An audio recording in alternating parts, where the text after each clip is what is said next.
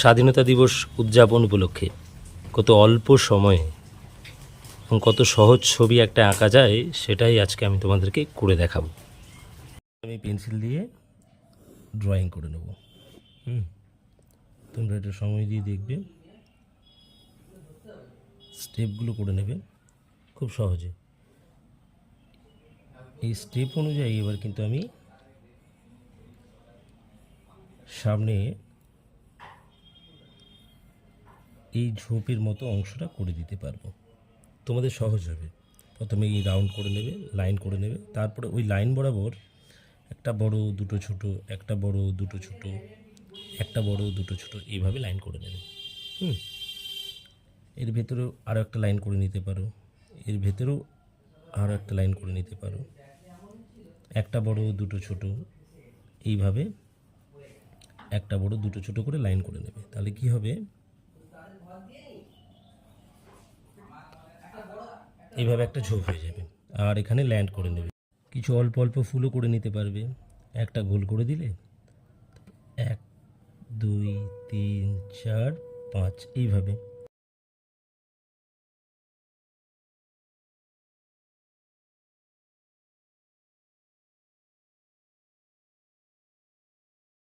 এরপর আমি একটা ফিগার দেবো এখানে।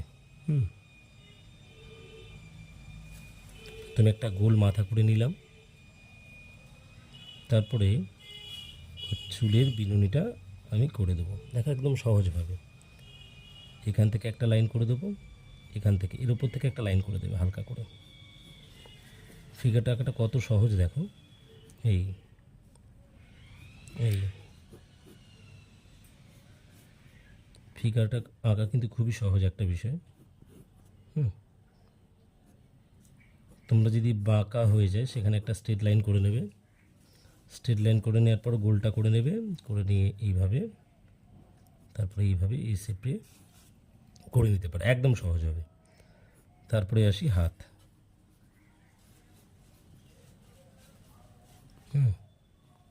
হাত একদম হয়ে গেল সহজ। এবার এই হাতটা স্যালুট করছে, তাই তো? দেখো একদম ইজি। প্রথমে কিন্তু আমি এই লাইনটা করলাম, তারপরে এই লাইনটা, এইভাবে কিন্তু সহজভাবে একটা কিন্তু তাহলে ফিগারটা একদম সহজ। মাঝ বরাবর পায়ের লাইন দিয়ে দিলাম, এভাবে পা করে দিলাম, এভাবে আরেকটা পা করে দিলাম। জুতো পরিয়ে দেবো, খুব সহজ যাতে করতে পারো এইভাবে। সবার শেষে কীভাবে আউটলাইন দেবো সেটা দেখাবো। এখানে ফিগারটা হয়ে গেল। এবার চুড়িদারের একটু ডিজাইন করে দেবো। দেখো চুড়িদারের একটা ডিজাইন হয়ে যাচ্ছে সুন্দরভাবে। এই ব্যাস, পেছনে একটা ফিতে করে দেবো।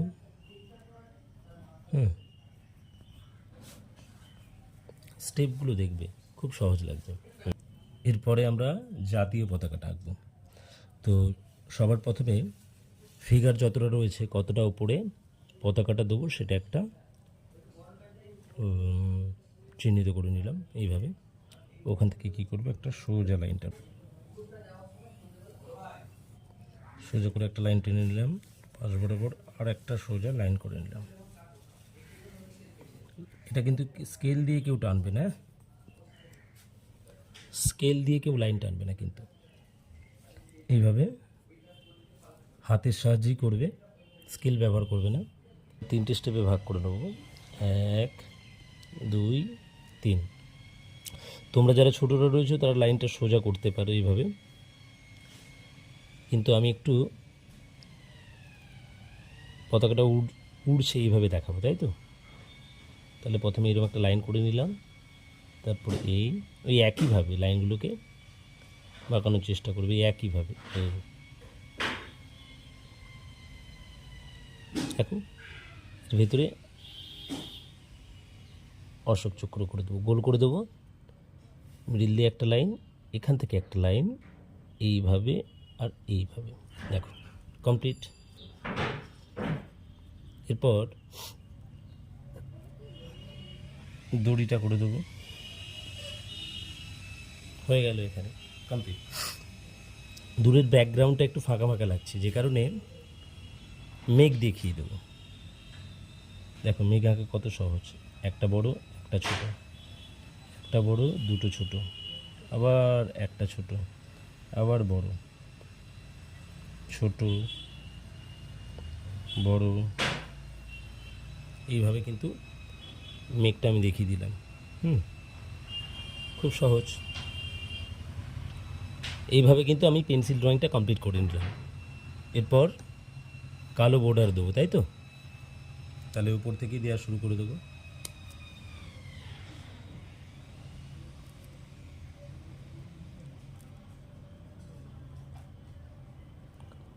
লাইন বরাবরই দেবো আস্তে আস্তে, আর উপর থেকেই করব।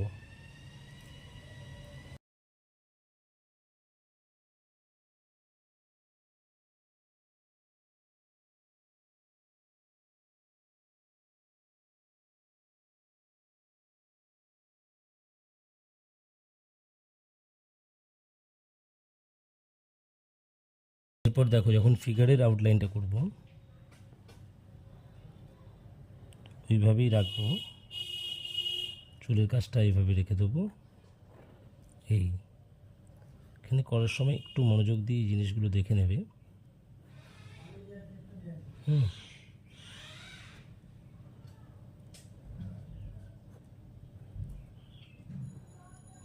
একদম সহজ হয়ে যাবে।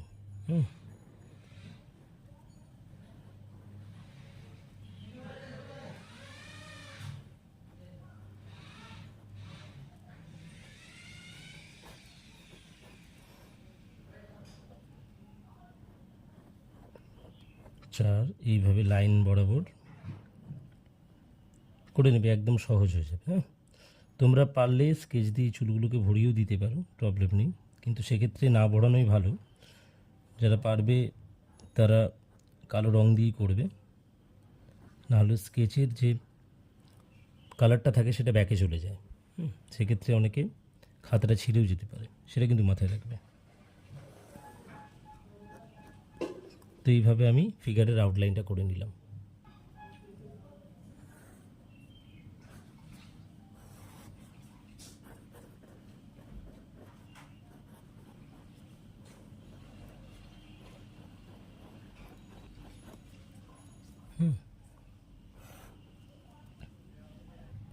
দেখো আমার ড্রয়িংটা কমপ্লিট হয়ে গেছে কালো আউটলাইন দিয়ে। এবারে আমি এটাকে হালকা করে ইরেজ করে নেবো রেজারের সাহায্যে। আস্তে আস্তে ওই লাইন বরাবরই ইরেজ করবে। অযথা বাইরে যাতে না ঘষো সেটা ভালো করে লক্ষ্য করবে। পেন্সিলের ওপরেই কিন্তু আমি ইরেজটা করছি, আর যেই স্টেপে আছে সেই স্টেপেই করবে। ইরেজটা অনেকে দেখেছি এইভাবে না করে, লাইন আছে এইভাবে করছে। এই তো এইভাবে লাইনটা রয়েছে, এইভাবে ঘষলেই তো খুব সহজে হয়ে যায়। এই তো দেখো আমার কিন্তু কমপ্লিট হয়ে গেছে। আর একটা জিনিস তোমাদেরকে বলি, দেখো এখানে কিন্তু পেন্সিলের ছাপগুলো রয়ে গেছে, দেখতে পাচ্ছ কিছু কিছু জায়গায়। কেন বলো তো? না, পেন্সিলকে খুব প্রেশার দিয়ে করলে কিন্তু এই জিনিসটা হয়। এই পেন্সিলের ব্যবহারটা আমি একদিন অন্যদিন শেখাবো, আজকে তোমরা এটা দেখে নাও। এরপর আমরা রং করব। আর রং করতে গেলে কিন্তু সবসময় ওপর থেকে নিচের দিকে করতে হয়। দেখো এরপরে যখন রং করব, রংটা ওপর দিয়ে করব। দেখো প্রথমে আমি কার্লিয়ান ব্লুটা নিলাম। এই কালো বর্ডার ধরে আমি কিন্তু আগে আউটলাইন দিলাম। এইভাবে আউটলাইন দিয়ে দেবে আগে, এইভাবে আউটলাইন দেবে সুন্দর করে, যাতে কালোর বাইরে না যায়। তোমরা আস্তে আস্তে করবে, যারা ছোট তারা যদি না পারো তোমরা একটু একটু করে এইভাবে আস্তে আস্তে দেখে দেখে রং দেবে এইভাবে। তাতে কি হবে বুঝতে পারবে যে কালোর নিচে রংটা যাচ্ছে না যাচ্ছে না। এভাবে দিয়ে দিলাম আউটলাইন। এবার যারা ডিপ থেকে লাইট শিখেছো কালার করতে গিয়ে, এভাবে তো ডিপ থেকে লাইট করি, নিচের দিকে ডিপ, উপরের দিকে লাইট, এইভাবে। তো ডিপ থেকে লাইট করে নিলে কি হবে, এরপরে যে স্কাই কালারটা দেবো, স্কাই ব্লু যেটা আছে বা লাইট ব্লু যেটা আছে, সুন্দরভাবে রঙের সাথে রঙটা মিশে যাবে। যেখান থেকে লাইট করলে কী হবে, রঙের সাথে রঙটা সুন্দরভাবে মিশে যাবে। এইভাবে ডিপ থেকে লাইট করে নেবে। এর আরও যারা সুন্দর রং করতে চাও তারা ডিপ থেকে লাইটের যে দূরত্বটা আছে একটু বাড়িয়ে দেবো। দেখো আমি কিন্তু আস্তে আস্তে বাড়িয়ে দিচ্ছি, তাতে কী হবে মিশ্রণটা খুব ভালো হবে আর কি। কিন্তু লক্ষ্য রাখবে রংটা যেন এক স্টেপই হয় এইভাবে, এলোমেলোভাবে যেন না হয়। দেখো আমি কিন্তু একভাবেই করে যাচ্ছি, এটা কিন্তু খুব সুন্দরভাবে করতে হবে। এইভাবে করে এইভাবে করবো বা এইভাবে করবো এরম না, এক স্টেপেই করবো ডিপ থেকে লাইটটা।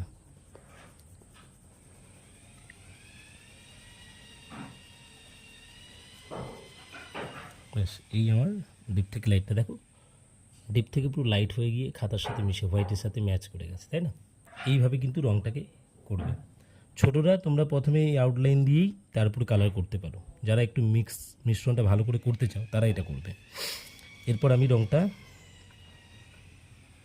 ওর ওপর দিয়ে ডিপ করেই করব, সবটার ওপরেই, হ্যাঁ সব রঙের উপর মিশিয়ে দেবো এইভাবে।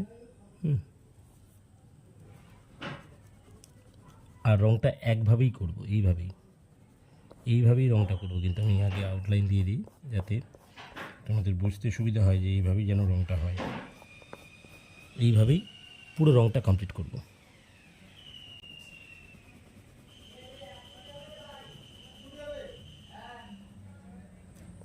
একটা কাজ করবে, আগেই ধারগুলোতে আউটলাইন দিয়ে দেবে।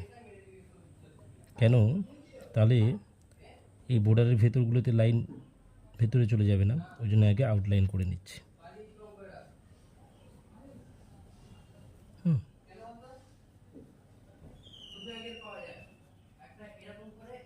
দেখো এইভাবে কিন্তু আমি আউটলাইন করে দিচ্ছি, তাহলে কি হবে ফ্ল্যাগের ভেতরে রং যাবে না। এইভাবে কিন্তু আমরা স্কাই কালারটা কমপ্লিট করে নেব। দেখো এখানে একভাবেই রংটা কমপ্লিট হয়ে গেল। একটু অন্যরকম দেখাচ্ছে, তাও দেখো এখানে ফ্ল্যাগের ভেতরে কালারটা চলে গেছে। এগুলো কিন্তু খুব ভালো করে ধৈর্য দিয়ে করতে হবে। হ্যাঁ, পতাকার রং আমরা জানি গেরুয়া, সাদা, সবুজ। গেরুয়াটা সাধারণত আমরা অরেঞ্জই ধরে থাকি। তো এক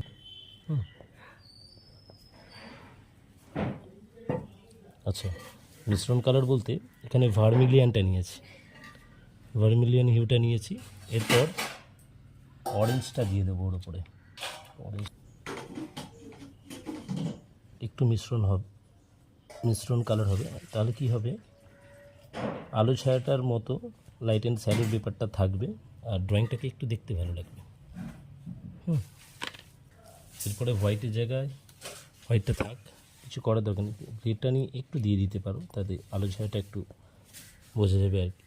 সাধারণত এটা ব্ল্যাক না হয়ে ব্লু হলে আরও বেশি ভালো হয়। তোমাদের যদি ব্লু স্কেচ থাকে এটা ব্লু করে দেবে। এবার সবুজ, তাই তো সবুজ যেটা রয়েছে আমি ডিপ গ্রিনটাকে আগে বেছে নেব। ডিপ গ্রিনটাকে এইভাবে ডিপ থেকে লাইট করে দিচ্ছি। বাঁকানো জায়গাটা এরকম করে দিলাম একটু। তোমাদের যাদের কঠিন মনে হচ্ছে তোমরা কিন্তু প্লেন একটা কালারই করতে পারো, মিশ্রণ কালার করার দরকার নেই। লাইট গ্রিনটাকেই দিয়ে দিতে পারো বা ডিপ গ্রিনটা দিয়ে দিতে পারো। লাইট গ্রিনটাই হয়। এইভাবে আলো ছায়ার বিষয়টা রাখলে কালারটাকে একটু সুন্দর দেখায়, দেখতে পেলেন। কমপ্লিট। এবারে স্টিকটা রয়েছে, স্টিকের কালারটা করবো। প্রথমে ডার্ক ব্রাউন দেবো। এই যে এটা হচ্ছে ডার্ক ব্রাউন কালার। যারা রঙের নাম জানো না, রঙেতেই নাম লেখা থাকে, ওটা দেখে পড়ে জেনে নিতে পারো। আর রং করতে গেলে সবার আগে রং জানাটা কিন্তু খুব দরকার। হ্যাঁ,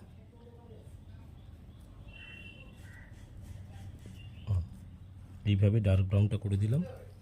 এবার লাইট ব্রাউন যেটা রয়েছে আমি লাইট ব্রাউনটাকে ওতে করে দেব। দেখো লাইট ব্রাউনটা কমপ্লিট করে দিচ্ছি। দেখো ডার্ক ব্রাউনের ওপর দিয়েই কিন্তু লাইট ব্রাউনটা করছি। আমি একটু তাড়াহুড়োই করছি, তোমরা চেষ্টা করবে আস্তে আস্তে করে করার, কারণ যত সময় দিয়ে ছবি করবে তত ছবি সুন্দর হবে। এটা কিন্তু বাস্তব। তাই ছবি কিন্তু সময় দিয়ে করবে। আরেকটা বিষয় তোমাদের বলি, এখানে যে এই মেঘটা করেছি, মেঘটা তোমরা রং করতেও পারো আবার নাও করতে পারো। ছোটদের বলছি তোমরা মেঘটা না করলেও পারো, কিন্তু বড়রা যদি করতে চাও তাহলে প্রথমে গ্রে কালারটা নেবে, হোয়াইট ছেড়ে, ওপরের হোয়াইট পোর্শনটা ছেড়ে একটু ডিপ থেকে লাইট করে দেবে। প্রথমে লাইন করলে, ডিপ থেকে একটু হালকা করে দিলে, প্রথমে কিন্তু লাইন করবে, এরকম লাইন করবে, লাইন করার পর ডিপ থেকে হালকা। এরপরে দেখো এই যে পেছনে বনের কালারটা করব, এই 4টে রং নিয়ে করব, Prussian blue, sap green, light green আর লেমন ইয়েলো। তোমরা নিজেদের মতো করে করতে পারো, স্যাপ গ্রিনের জায়গায় ডিপ গ্রিনও দিতে পারো, কিন্তু আমি এটা স্যাপ গ্রিন করছি। তাহলে প্রুশিয়ান ব্লু এর প্রথমে লাইনটা এইভাবে দিয়ে দেবো, প্রুশিয়ান ব্লু এর লাইনটা এইভাবে দিয়ে দেবো, দিয়ে দেওয়ার পর ডিপ থেকে লাইট করছি। দেখো প্রুশিয়ান ব্লু এর এইভাবে কিন্তু নিচে লাইনটা দিয়ে দেবে, প্রথমে একটা বর্ডার লাইন দিয়ে দেবে, আস্তে আস্তে বর্ডার দেবে যাতে কালোর নিচে যেন না যায়। এবার একটু লাইট করে দেবে, ওর উপরে একটু লাইট করে ঘষে দেবে, দেখবে এরকম ডিপ থেকে হালকা লাইট হয়ে গেছে, দেখতে পাচ্ছ। এরপরে স্যাপ গ্রিনটা নেবে, স্যাপ গ্রিনটাকে ওর উপর দিয়ে, এরপরে স্যাপ গ্রিনটাকে ওর উপর দিয়ে ডিপ থেকে লাইট, ডিপ থেকে লাইট, স্যাপ গ্রিনটাকে ওইভাবে ডিপ থেকে একটু লাইট করে দেবে। তোমরা ছোটরা যারা পারবে না তারা একেবারে ডিপ গ্রিন দিয়ে দেবে, স্যাপ গ্রিনটাকে নিচে থেকেই দেবে, পুশ করবে, দেখো এইভাবে দাঁড়িয়ে গেল। এরপরে লাইট গ্রিনটাকে পুরোটাই না করে একটু উপরের দিকে গ্যাপ, উপরের দিকে একটু লেমন ইয়েলো দিতে পারি। দেখো এইভাবেই কিন্তু এক স্টেপেই রংটা করছি, কিন্তু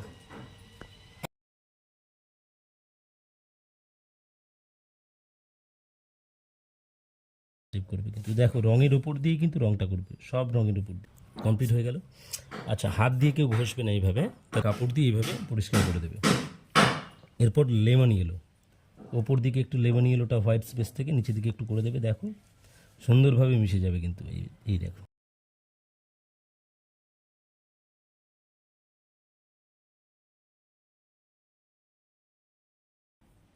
এখানে কিন্তু বনটা কমপ্লিট। মানুষের মাথা চুলটায়, মেয়েটার মাথা চুলটা আমরা কালো রং করব। দেখো নিচের দিকে এইভাবে কালোটা দিয়ে দেবে, উপরের দিকটা একটু গ্যাপ রাখবে, ডার্ক ব্রাউনটা দিয়ে দেবে একটু।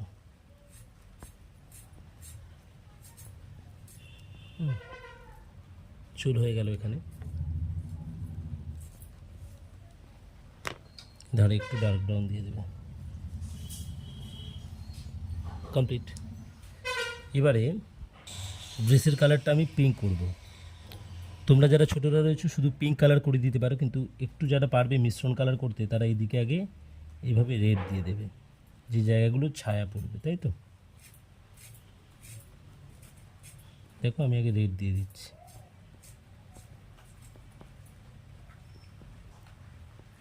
দেখতে যেভাবে ভালো লাগবে সেইভাবে কিন্তু আমি করে নিলাম। এর উপরেই কিন্তু পিঙ্ক কালারটা দিয়ে দেবো। এবারে যাদের ব্লু কালার করতে ইচ্ছা হবে ব্লু কালারটা দিতে পারো, কিন্তু যেহেতু স্কাই করেছি ব্লু, তাই আমি কালারটাকে একটু পিঙ্ক করলাম। করার সময় একটু মনোযোগ দিয়ে করবে, যাতে রং না বেরিয়ে যায়। আর সব রঙের ওপরে কিন্তু রং দিচ্ছি। দেখো তোমরা অনেকে কী করো, রঙের ওপরে রং না দিয়ে গ্যাপ লালের পর এইভাবে করে দাও, এইভাবে করলে হবে না, রঙের ওপর দিয়েই করতে হবে। ওই বর্ডার সেম রেডের ওপর কমপ্লিট হয়ে গেছে। আর এটাতে রেড কালার করে দিতে পারো।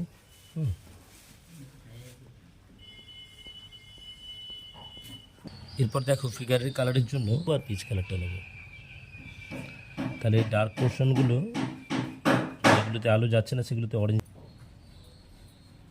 এই ডার্ক পোর্শনগুলোতে অরেঞ্জ দিয়ে দিচ্ছি। দেখো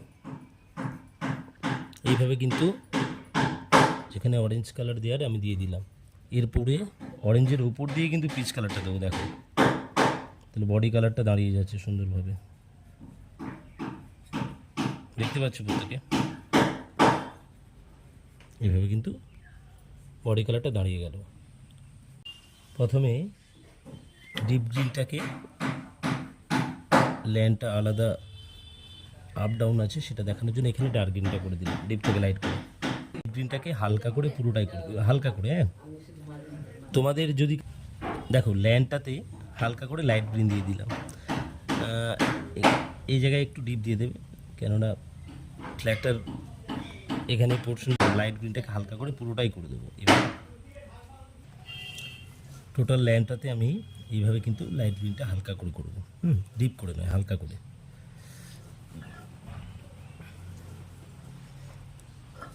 সবটাতে এই ফিগারের দিকে বোর্ডার দিয়ে দিলাম, এক স্টেপে এইভাবে বোর্ডার দিয়ে দিয়েছি একভাবে।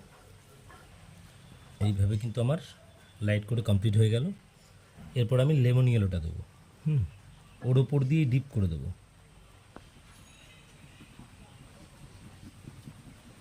একভাবেই দিচ্ছি। এই রঙের উপরে লাইট গ্রিন যেটা হালকা করেছি তার উপরে সব একইভাবে বোলাবো, কিন্তু রঙটা এলোমেলো যেন না হয়। হ্যাঁ,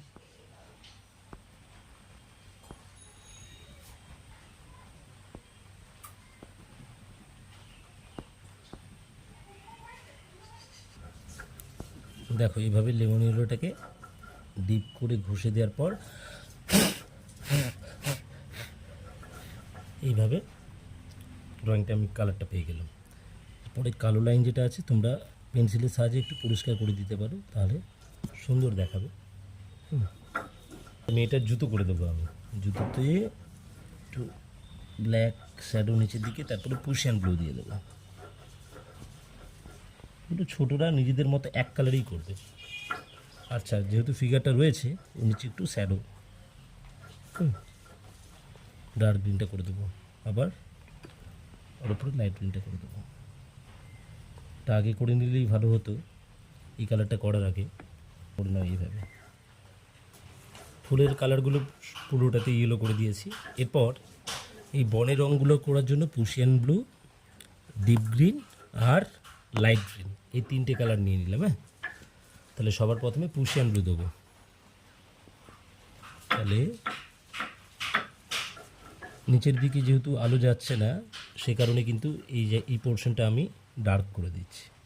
তা ডার্ক কালার করতে গেলে পুশিয়ান ব্লু দেবে প্রথমে ঝোঁকে। হ্যাঁ, এমনভাবে করবে যাতে এই কালো লাইনের নিচে না যায় রঙটা, এটা কিন্তু মাথায় রাখতে হবে।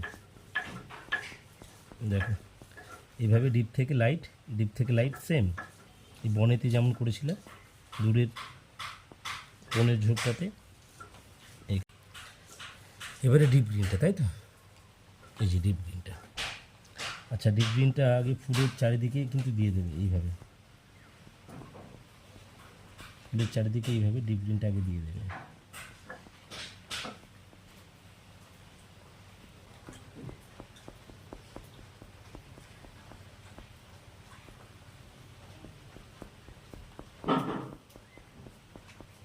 ডিপ গ্রিনটা কি পুশিয়ান যেটা রয়েছে তার উপরে ডিপ থেকে লাইট করে দিচ্ছি। সব পুশিয়ান রঙের ওপর দিয়েই কিন্তু করবে।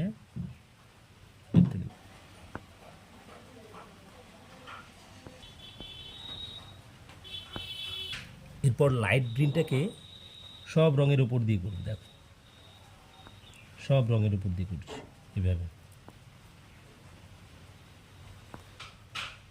Step by step. দেখো এইভাবে কিন্তু কমপ্লিট করে নেবে। এরপরে যেটা বলেছিলাম না, যে হলুদের ওপরে সবুজ চলে যাবে, যে কারণে আগে ফুলের রঙগুলো করে নিয়েছিলাম। দেখো এগুলো একটু পরিষ্কার করে, স্কেচের যে খাপ থাকে না, দেখো ঘষে দিলেই চলে যাবে এগুলো। দেখো কালারগুলো সব চলে যাচ্ছে। এরপরে আমি পেন্সিল দিয়ে একটু লাইনগুলো পরিষ্কার করে নেবো। দেখো যাদের কাছে সময় বেশি থাকবে তারা এইভাবে কিন্তু কাজটা করবে। অ্যাকচুয়ালি ছবি আঁকতে গেলে কোনো নির্দিষ্ট সময় নিয়ে বসার দরকার নেই। হ্যাঁ, কখনো আমার কাছে 15 মিনিটও লাগতে পারে, কখনো কোনো ছবি আঁকতে গেলে 15 ঘন্টাও লাগতে পারে, এটা মাথায় রাখবে।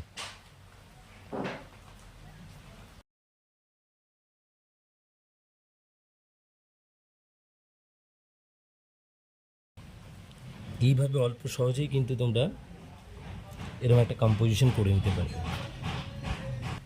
কত অল্প সময়ে এরকম একটা ছবি তোমরা কিন্তু কমপ্লিট করতে পারবে। দেখো ভালো করে একটু সময় দিয়ে, তাহলেই কিন্তু পারবে।